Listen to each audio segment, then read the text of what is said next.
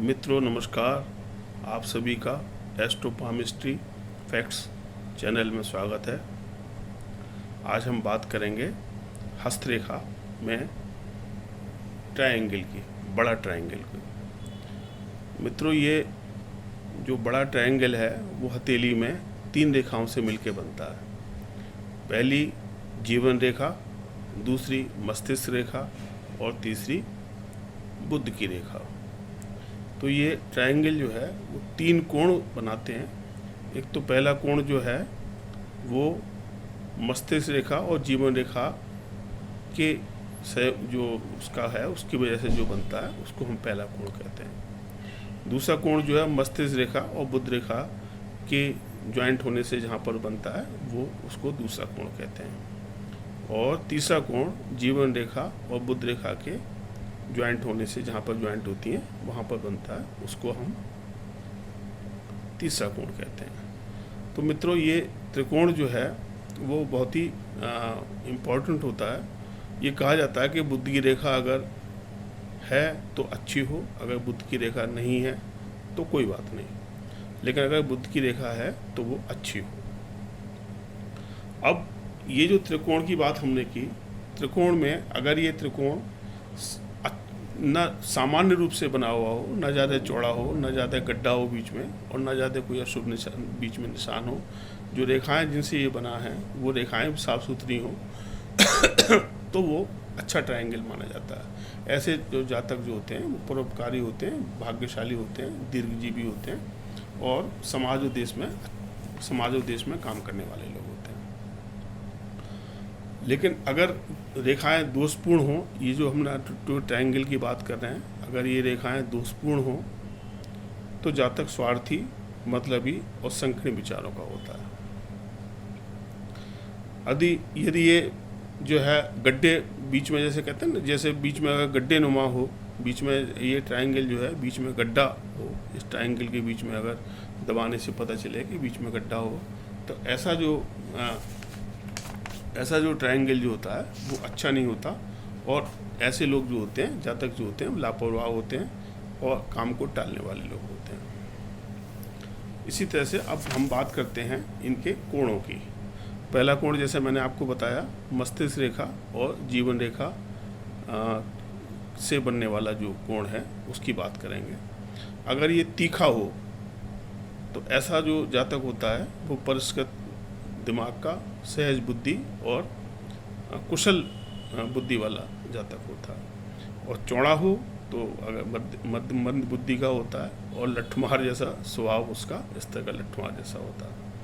यदि जीवन रेखा मस्तिष्क रेखा में अंतर हो, कभी कभी क्या होता है जीवन रेखा और मस्तिष्क रेखा में अंतर होता है।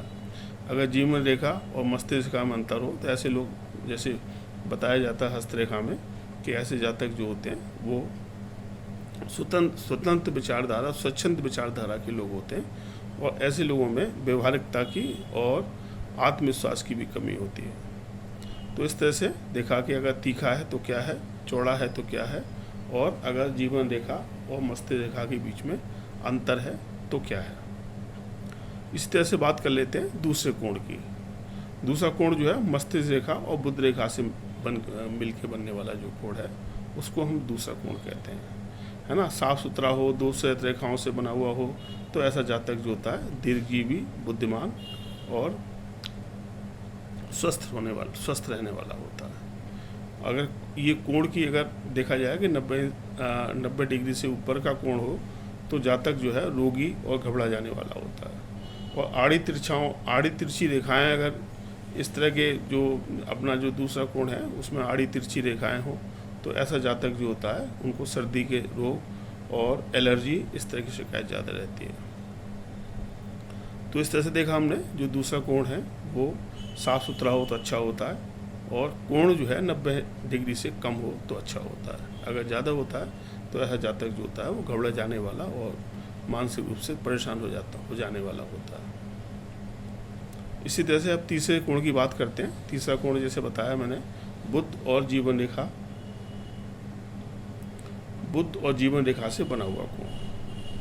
तो इस तरह का जो कोण होता है वो बिल्कुल अपने जो मणिबंध की साइड को बनता है, नीचे की जो मणिबंध होते हैं उनकी साइड को बनता है। 90 डिग्री से कम होता है और बुध रेखा सुंदर हो, जीवन रेखा को न छुए, तो जातक अच्छा, जो ये मतलब कोण अच्छा माना जाता है, बुद्धिमान जातक होता है, हाजिर जवाब होता है, योग्य होता है।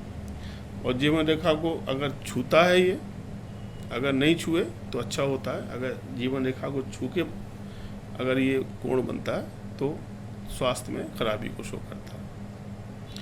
अगर कोण 90 डिग्री से ज़्यादा का हो और बुध रेखा सुंदर हो तो ऐसे लोग जो होते हैं व्यापारिक बुद्धि में बहुत ज़्यादा माहिर होते हैं और व्यापार में बहुत सफलता प्राप्त करते हैं। तो इस तरह से जातक जो है, और अगर बहुत ज़्यादा खुला हुआ हो कोण, जैसे बताया ना कि 90 डिग्री से कम हो या 90 डिग्री का हो या 90 डिग्री से बहुत ज़्यादा खुला हुआ, तो अति किसी चीज़ की अच्छी नहीं होती।